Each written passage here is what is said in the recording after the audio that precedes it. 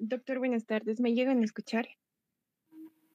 Sí, sí se te escucha. Ok, doctor. Estaba diciendo presente y creo que no me considero la asistencia, por favor. Sí ven mi pantalla, ¿verdad? Sí se ve. Ok, empiezo, sí.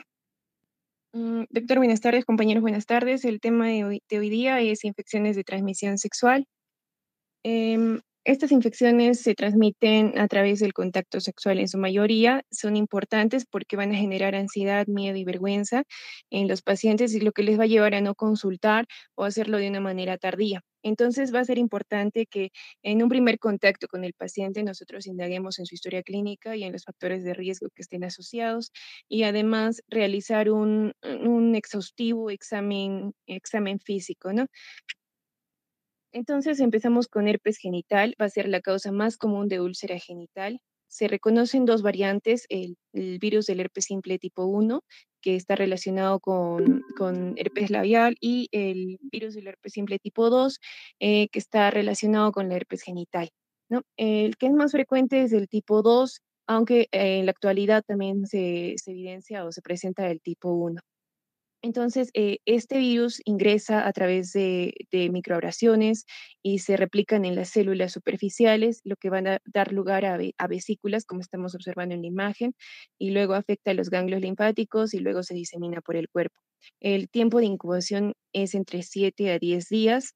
Entre la clínica vamos a observar síntomas generales, fiebre, anorexia, malestar general, y también se puede observar adenopatías locales bilaterales y dolorosas.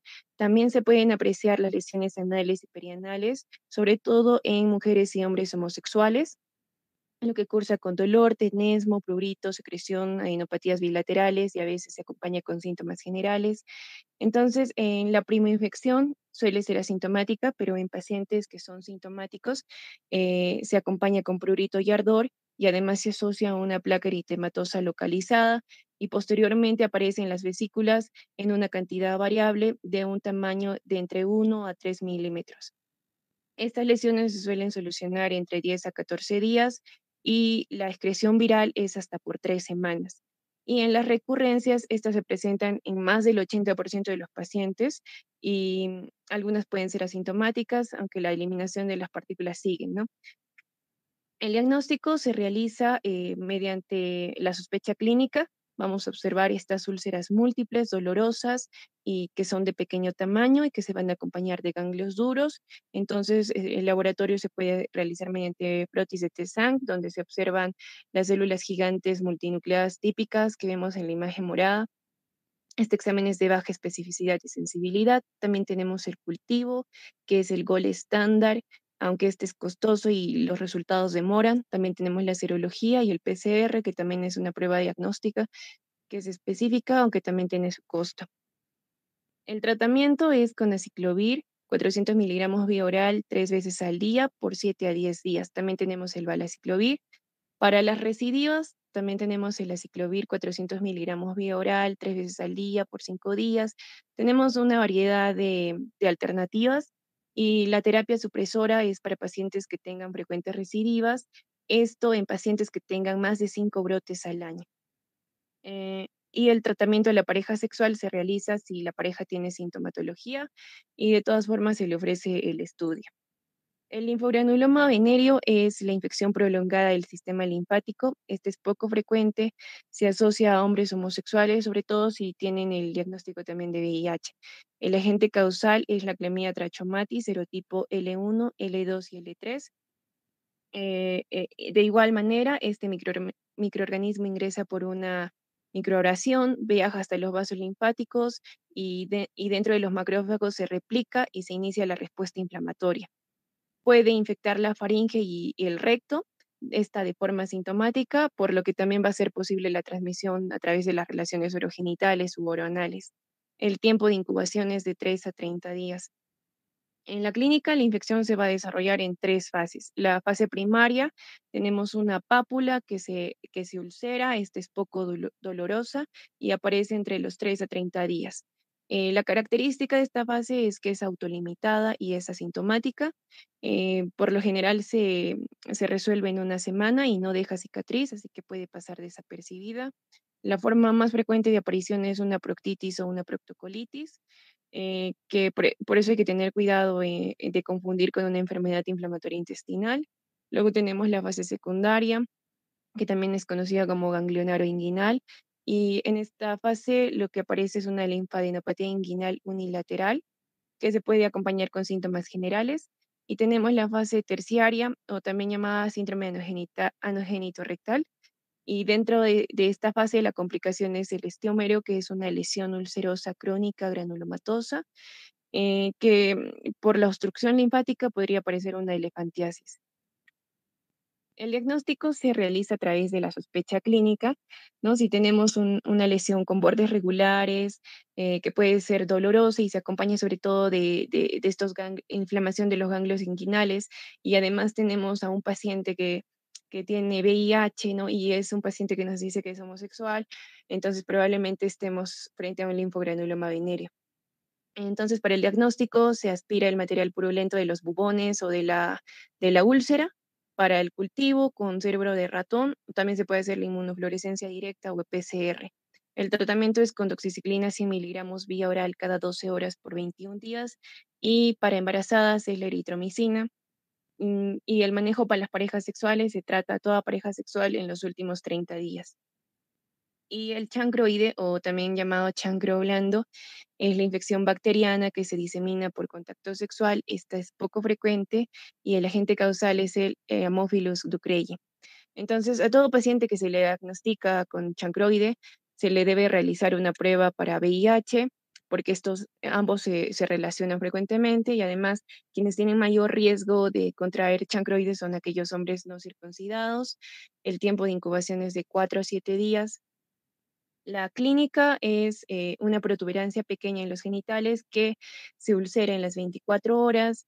Esta úlcera va a ser de tamaño variable, va desde unos milímetros hasta 5 centímetros, es dolorosa, blanda, tiene los bordes irregulares y puede tener una supuración gris o amarillo grisácea. En los hombres aparece solo una úlcera y en las mujeres pueden aparecer varias. Y más de la mitad de los pacientes van a presentar inflamación de los ganglios inguinales, que sin tratamiento podrían presentar abscesos y úlceras. El diagnóstico es clínico y tiene que tener pruebas negativas de treponema pálido.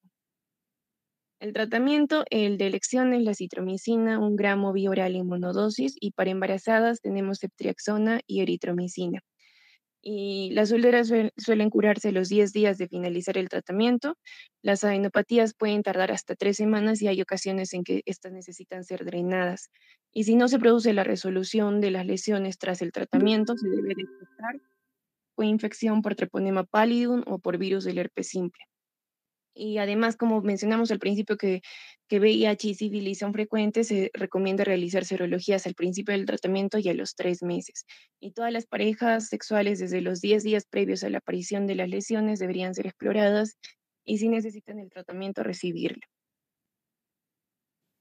También vemos lo que es el granuloma inguinal, el donovanosis. Eh, Vamos a tener que va a ser una infección bacteriana de tipo granulomatosa crónica, de genitales y de la piel. Su agente etiológico va a ser la Klebsiella granulomatis y va a ser un patógeno humano estricto, va a ser un bacilo gram negativo, un pleomórfico aerobio facultativo, inmóvil y capsulado. La bacteria va a ser intracelular. En muestras clínicas se van a observar dentro de las vacuolas en el citoplasma de los leucocitos mononucleares, que son los macrófagos.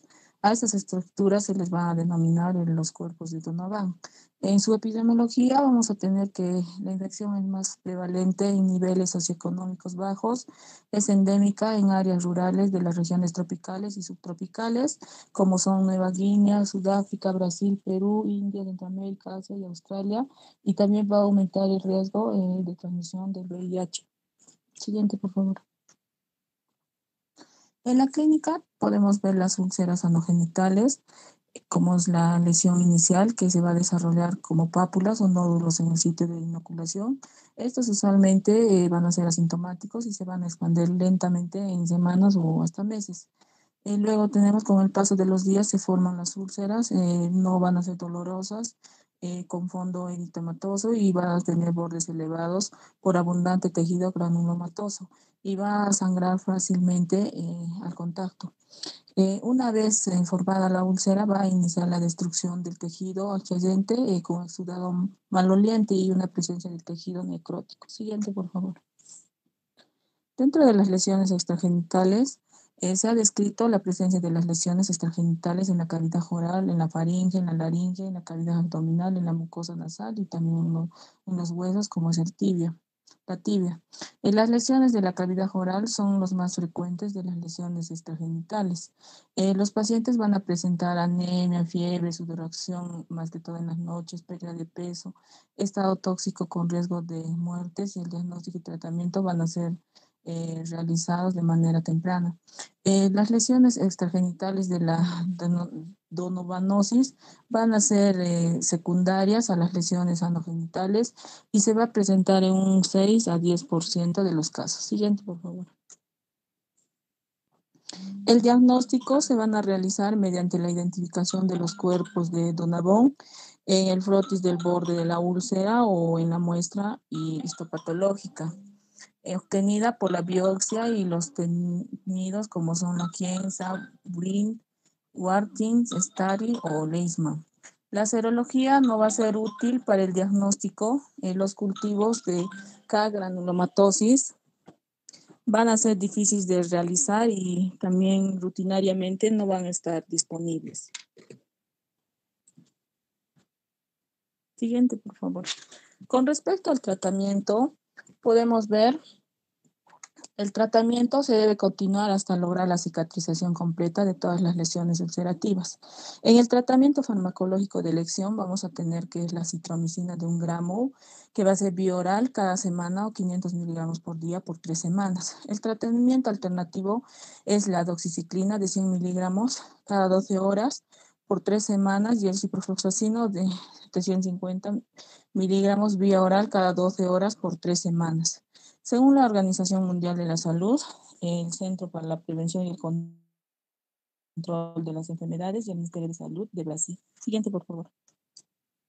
Ahora vemos lo que es la gonorrea. La gonorrea es una infección de transmisión sexual causada por la bacteria llamada Neisseria gonorrhoeae o gonococo, que es un diplococo gram negativo 0.8 de diámetro, carece de cápsula. Factores de virulencia tenemos como es el pili, que es la adherencia, las proteínas de la membrana externa, que son las porinas 1A, 1B, y las proteínas que se adhieren al OPA, que va a ser la adherencia y la fagocitosis. También tenemos los lipooligosaccáridos que van a producir lo que es el daño celular. En su epidemiología tenemos que mayormente va a afectar en la edad de 20 a 24 años, mayormente afecta en mujeres en 50% y en los hombres en el 20%. Casi el 50% de las mujeres van a estar infectadas y van a ser asintomáticas. El 95% de los varones van a experimentar lo que son los síntomas y es más frecuente en hombres homosexuales y bisexuales que pueden haber infección asintomática rectal o faringea. Siguiente, por favor. La transmisión directa es el contacto sexual, que van a infectar primero la orofaringe, la mucosa uretral. La transmisión va a ser vertical también de madre a hijo durante el canal del parto y el moho sensible a la desecación no va a sobrevivir fuera del huésped, por eso va a necesitar contacto íntimo para la transmisión. Y los individuos son asintomáticos, principal reservorio.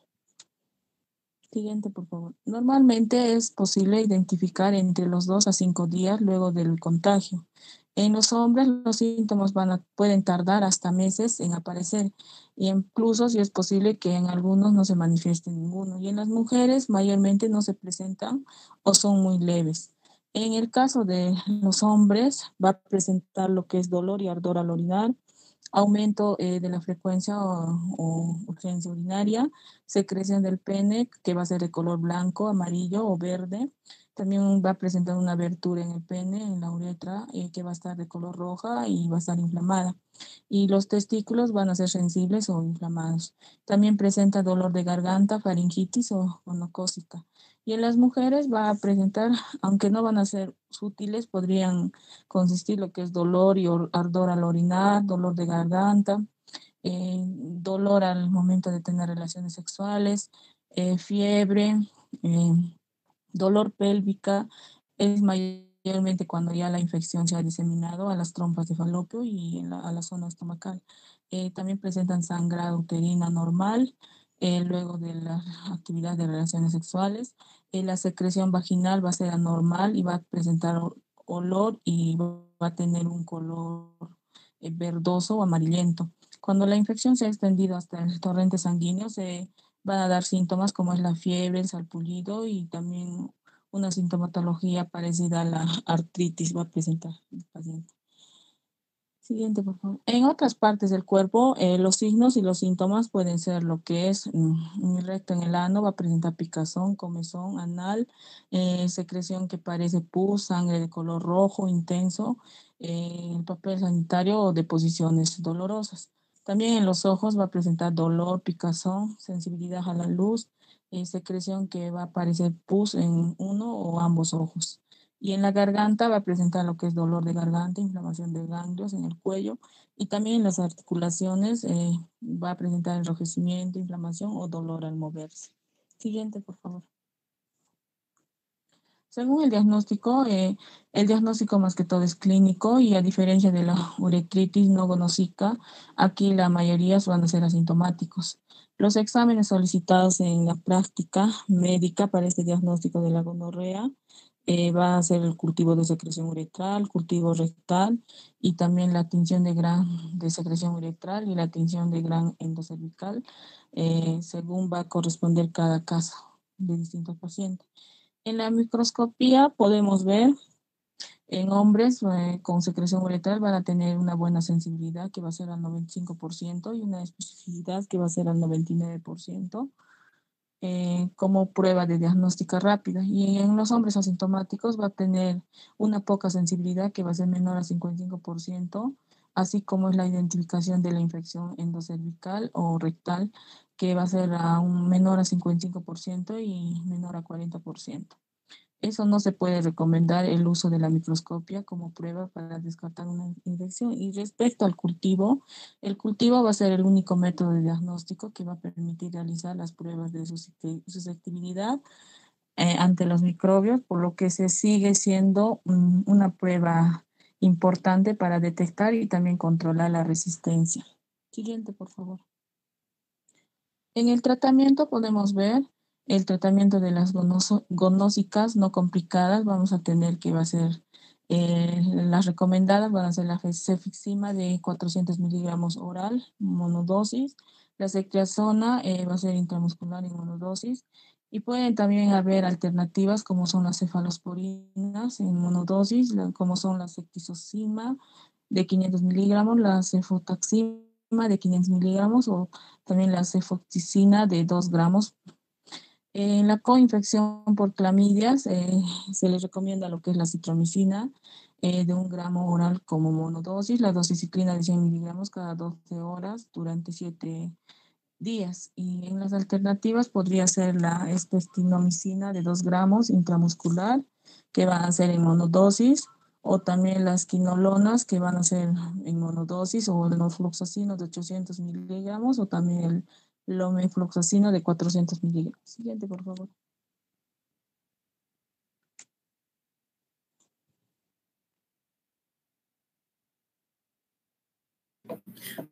Bueno, continuando con la exposición, vamos a hablar acerca de las las lesiones vegetativas, vamos a tener dentro de estas al condiloma acuminado, también llamado como verruga genital.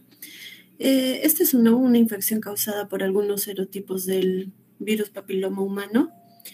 La mayor parte, por ejemplo, en un aproximado de un 90% de las verrugas, tanto genitales y anales, van a ser causadas por el virus, pero ya también van a ser los tipos 6 y 11.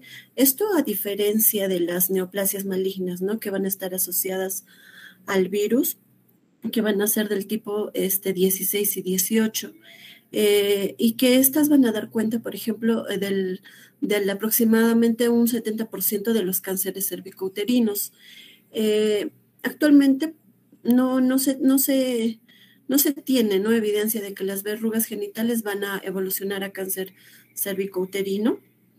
Esta va a ser la enfermedad de transmisión sexual más frecuente, aproximadamente con 630 millones de infectados en el mundo. Ahora, los resultados también muestran, ¿no?, lo que es una prevalencia de 16 por 100 mujeres. El periodo de incubación vamos a tener que va a variar de 1 a 6 meses. Este puede permanecer latente sin evidenciar alguna lesión por un periodo prolongado, más o menos desde meses hasta años. El contagio se va a producir por contacto de piel sana con piel infectada al momento de tener la relación sexual. No existe, ¿no?, todavía documentación alguna en la cual se evidencie que el contagio se pueda dar por sangre o por cualquier otro fluido corporal. Y este virus rara vez va a evolucionar a lo que va a ser cáncer cervicouterino, cáncer de pene, anal, y también vamos a tener que, por ejemplo, el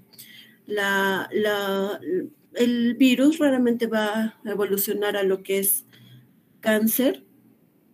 Siguiente, por favor.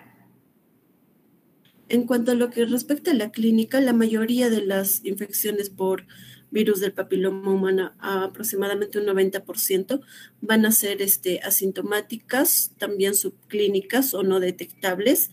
Las lesiones que se van a presentar van a ser pápulas rosadas o de color piel, las cuales van a crecer como proliferaciones filiformes, ¿no? Y en la superficie le van a dar un aspecto de coliflor, como apreciamos en la imagen.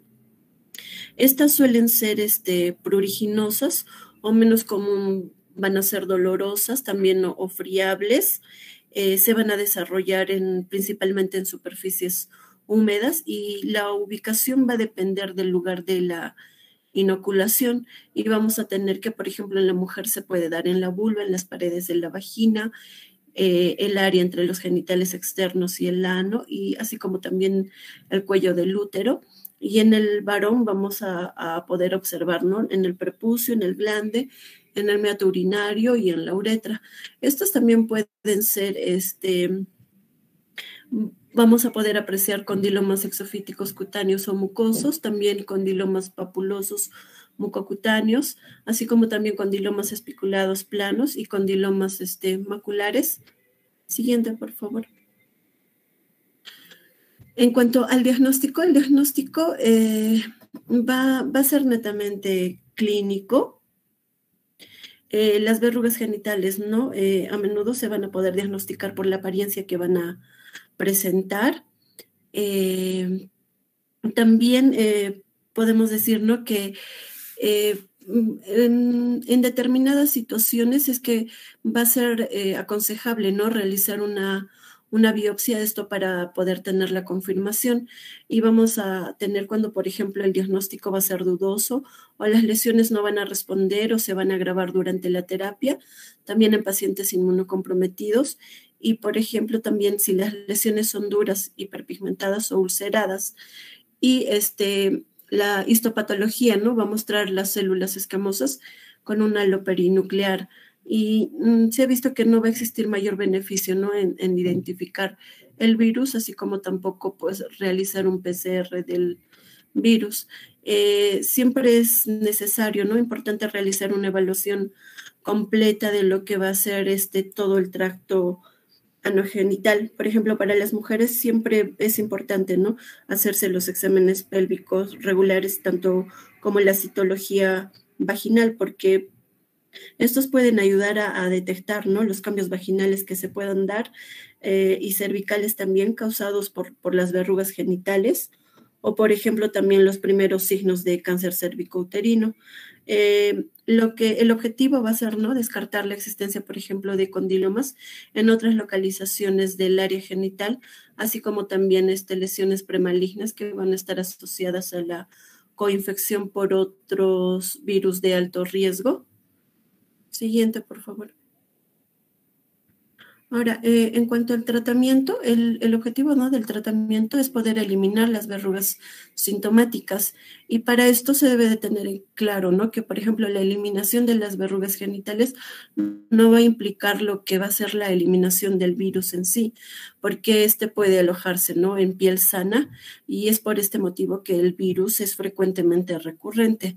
Ahora, en cuanto al tratamiento, se puede subdividir en aquellos que, por ejemplo, se van a ser realizados por el propio paciente o también por el personal médico. Dentro de esto vamos a tener al ácido triclorocético, esto al 80 o 90%, esto aplicado, ¿no?, por el personal especialista, se va a aplicar a cada lesión, se tiene que dejar secar y la aplicación se puede realizar de forma semanal. Vamos a tener a la tintura de podofilino, esto al 10 al 30% en solución alcohólica. Esto ya sea por cualquier de las dos personas, ¿no?, tanto personal médico o también el propio paciente. Para esto se tiene que lavar la zona aplicada con agua 1 a 4 horas después. Se puede aplicar de forma semanal. No se puede utilizar más de 0,0 centímetros cúbicos de solución o una superficie mayor a 10 centímetros cúbicos y esta va a estar contraindicada en embarazadas. Otro tratamiento es la crioterapia con nitrógeno líquido, que esta se puede realizar cada 1 a 2 semanas según sea necesario. También tenemos a la escisión quirúrgica, que, bueno, acá se realiza, ¿no?, la escisión tangencial con tijeras, se realiza un curetaje y la electrocoagulación. También tenemos a la podofilotoxina, esto al 0,5 a 1%, esto es en gel tópico. Esta puede ser aplicada por el paciente, se puede realizar 2 veces al día, 3 días, y se descansan 4 días, ¿no? Y así se realizan 4 ciclos. Vamos a tener también a la crema de imiquimod por el paciente. Esta se realiza en la noche 3 veces por semana, en días alternos. Se tiene que dejar por 6 a 10 horas y luego se realiza el lavado. Esto por un periodo de hasta 16 semanas, contraindicado en embarazadas. Y bueno, tiene un éxito, ¿no?, en el uso para las verrugas, aproximadamente de un 50%, esto a las 10 semanas de realizado el tratamiento. Y el tratamiento de cauterización, por ejemplo, con uso previo de imiquimod, tiene mejores resultados, ¿no?, que la resección solamente. Siguiente, por favor.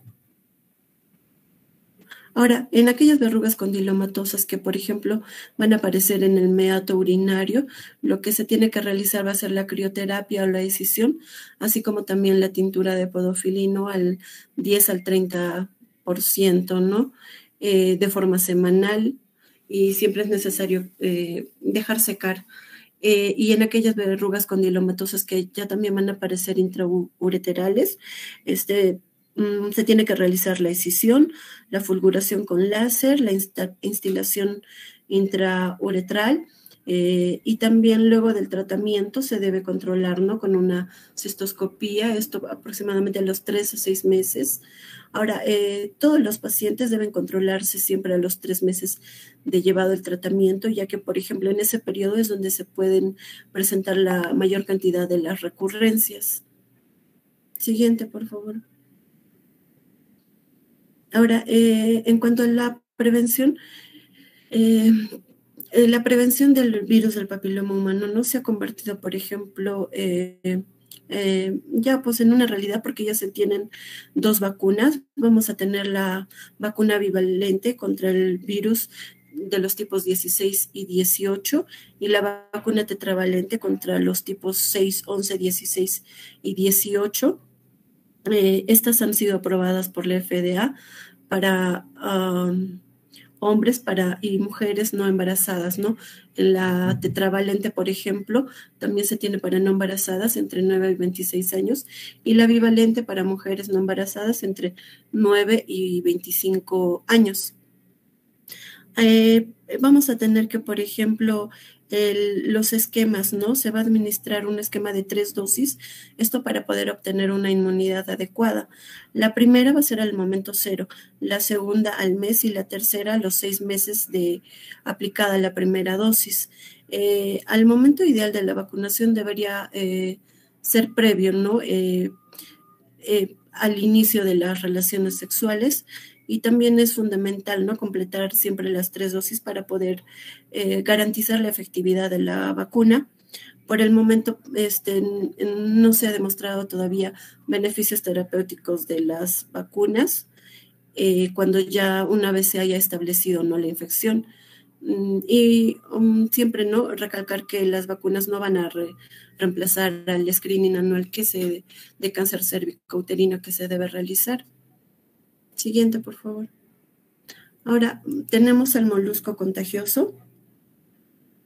Esta infección, ¿no? genital viral es causada por contacto directo por el pox virus. Tiene una incidencia de un 5%. Su periodo de incubación varía de unas 6 a 8 semanas. La lesión característica va a constar de pápulas translúcidas, hemisféricas, de superficie lisa y el centro va a estar ligeramente deprimido con un orificio a través del cual se puede extrudir, ¿no? Un material blanquecino y cremoso. Ahora, en pacientes con VIH, las lesiones van a ser extensas. Estas generalmente son asintomáticas, pero no es infrecuente, ¿no? que vaya a generar un leve prurito. Ahora, dentro del tratamiento, vamos a tener que, por ejemplo, en las personas con un sistema inmunitario saludable, el trastorno se puede dar generalmente, va a poder desaparecer de por sí aproximadamente en meses o años, pero también se ha visto, ¿no? que las lesiones van a poder propagarse antes de desaparecer. Entonces, a pesar de que el tratamiento no, por ejemplo, no va a ser necesario para los niños, ¿no? En las escuelas o centros, siempre se pide, ¿no? a los padres que puedan tratar a los hijos para poder evitar la propagación a otros niños. Ahora, se va a tener por ejemplo, la crioterapia y el curetaje, así como ya también dentro de la farmacología vamos a tener el ácido salicílico, que estas van a ser utilizadas para poder extirpar las verrugas, y la cantaridina, que esta es la solución que más comúnmente se usa, ¿no? Para poder tratar las lesiones. Siguiente, por favor. Ahora, en cuanto a los parásitos, vamos a tener a la pityriasis pubis, que es una ectoparasitosis, ¿no? Que el agente etiológico es el Tirus pubis. Acá se ve que, por ejemplo, a menudo el paciente solo va a manifestar, ¿no? Ver las liendres o las ladillas, pero las ladillas pueden ser confundidas, ¿no? Por los pacientes, ya sea por unas costras que se van a dar en las zonas del prurito. El contacto va a ser por un contacto directo con piel infectada, ya sea de ropa o cama, ¿no? Según sea el caso. El signo más frecuente de esto va a ser la presencia de las liendres que van a estar adheridas a la base del pelo en el pubis. Y si, por ejemplo, existieran dudas diagnósticas tras la inspección visual, las liendres y las ladillas podrían ser visualizadas, ¿no? A través de una lupa. Dentro de la clínica, esta se va a caracterizar por presentar máculas rojas pruriginosas, lesiones por grataje, sangre en ropa, y el prurito va a ser más frecuente de noche o en temperaturas cálidas, y la ubicación va a variar, ¿no? Entre pubis, regiones vecinas. Menos frecuente se va a dar en lo que son las axilas, bigote, barba, pestañas y cejas. Siguiente, por favor. Y en cuanto al tratamiento, El tratamiento de esta infección no va a ser igual que la pediculosis. Se va a aplicar la loción de la permetrina, el 1% en la zona afectada y se tiene que lavar al cabo de 10 minutos. Esto repetir una vez por semana. Y como alternativa puede utilizarse lo que va a ser el piretroides al 0.02% más el butóxido de piperonilo al 2.5%. Ahora, las parejas sexuales, así como por ejemplo los demás miembros, ¿no?, del hogar que hayan tenido contacto con el paciente, esto durante los últimos 30 días desde iniciado la sintomatología, también deberían de recibir el tratamiento para poder prevenir la infestación recurrente. Y, por ejemplo, la ropa de cama, el vestuario, las toallas deberían de ser lavadas, ¿no?, con agua caliente o aislarlas también por 72 horas. Siguiente, por favor. Ahora tenemos a lo que es la escabiosis. Esta infección, ¿no?, también es una ectoparasitosis causada por Sarcoptes scabiei helominis. Es una infección de transmisión sexual específica del ser humano que su mecanismo de transmisión es por contacto directo piel, ¿no? Piel 95%, ropa piel un 5%. En cuanto a la clínica, la principal característica clínica va a ser el prurito, de predominio nocturno, y también se pueden manifestar, ¿no?, diversos tipos de lesiones cutáneas en las cuales van a ser dos las específicas, que vamos a tener a las vesículas perladas y el surco acarino, que son, ¿no?, las erosiones lineales serpiginosas, esto de 1 a 15 milímetros de longitud, y es una manifestación, ¿no?, externa ya de lo que va a ser el túnel que forma la hembra, el estrato córneo. Y como lesiones secundarias, se podrían observar, ¿no?, los nódulos, pápulas, escamas, vesículas, bulas, también las costras, como una exploración por grataje. Y estas se pueden ubicar en lo que va a ser el glande, el escroto y el pene. El prurito se va a dar, ¿no?, por una hipersensibilidad, y esta puede durar hasta 6 meses después del tratamiento. Siguiente, por favor. En cuanto al diagnóstico, el diagnóstico va a ser netamente clínico, con los antecedentes, ¿no?, epidemiológicos, y en ciertas ocasiones podría requerirse lo que van a ser pruebas de laboratorio. También se debe diferenciar, ¿no?, de cuadros similares, como por ejemplo la dermatitis de contacto, dermatitis atópica, como también la picadura de insectos, urticaria y la piodermitis. En cuanto al tratamiento, se debe realizar al paciente y a todo el grupo familiar y contactos, ¿no?, con los que haya estado el paciente. Se va a utilizar lo que es la permetrina, esto en crema al 5%. Esto se tiene que aplicar a todo el cuerpo desde el cuello, y se tiene que lavar, ¿no?, al cabo de unas 8 a 14 horas. Esto se tiene que aplicar durante 3 noches y dar 4 días de descanso. Y luego repetir, ¿no?, durante 3 noches más. Y este es un esquema, ¿no?, de 3-4-3. Y como alternativa se puede utilizar lo que es la ivermectina, esto de 200 microgramos por kilogramo oral, y se tiene que repetir las dosis en 2 semanas.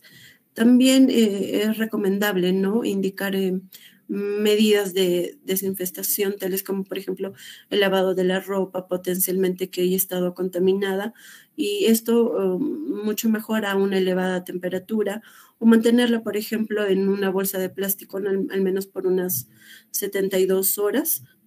Siguiente, por favor. También tenemos al virus de la hepatitis. Esta es una infección de transmisión sexual, la cual va a ser causada, ¿no?, por el virus de inmunodeficiencia humana, y el virus de la hepatitis A, B, C. Tienen un comportamiento de patología crónica. La principal sintomatología va a ser más bien sistémica, ¿no?, y multiorgánica, y se van a dar las manifestaciones genitales escasas o inespecíficas. El diagnóstico se va a realizar a través del test de serología, ¿no?, y vamos a tener finalmente lo que son las lesiones por infecciones no ITS, que dentro de estas vamos a tener dos, la balanitis bacteriana y la candidiásica, que bueno, la balanitis no es un cuadro clínico en el cual se caracteriza por una inflamación del glande y el prepucio, y de acuerdo, ¿no?, al tipo de bacteria que va a ser responsable. El diagnóstico se va a realizar a través de la clínica, también, por ejemplo, un test de tinción Gram, ¿no?, un cultivo subprepucial. También, ¿no?, en caso, por ejemplo, de que sea una infección por anaerobio, se va a observar lo que va a ser una secreción purulenta de mal olor bajo el prepucio, también un edema prepucial, así como erosiones superficiales y linfonodos inguinales dolorosos.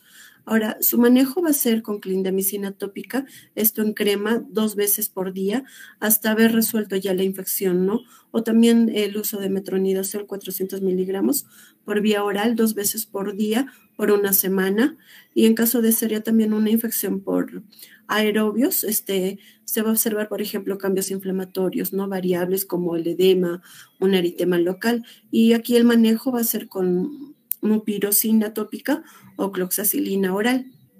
Y tenemos finalmente, el siguiente, por favor, lo que es la balanitis candidiásica, ¿no?, que esta es la infección genital causada en un 95% por Candida albicans, ocasionalmente por otras especies.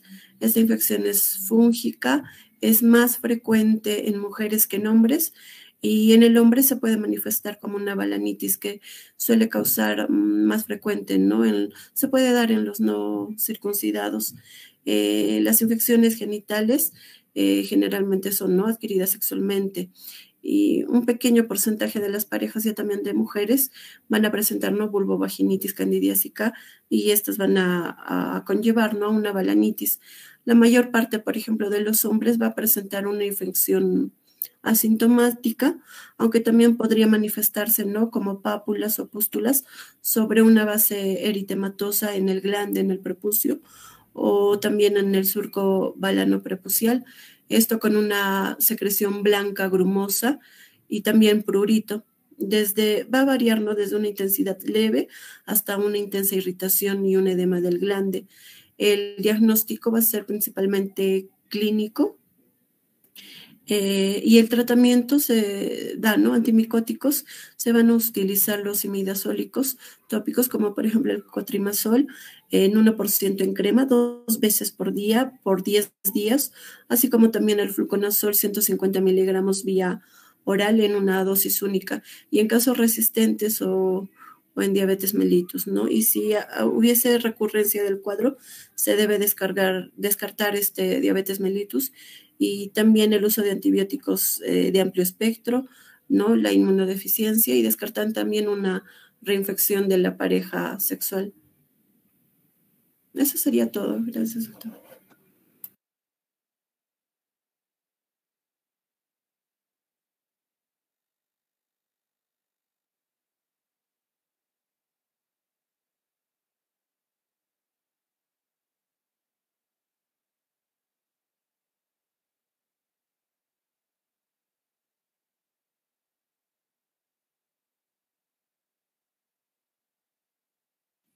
¿Alguna pregunta, muchachos? Chicos.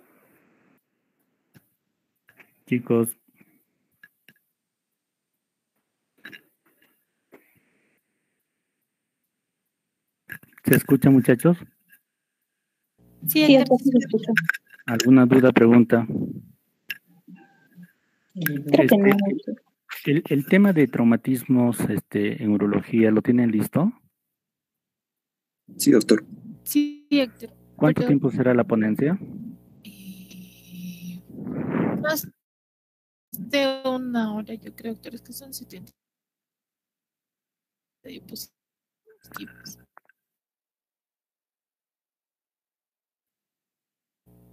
Uy, ya, entonces lo dejamos para la próxima clase, ¿sí? Ya, Héctor.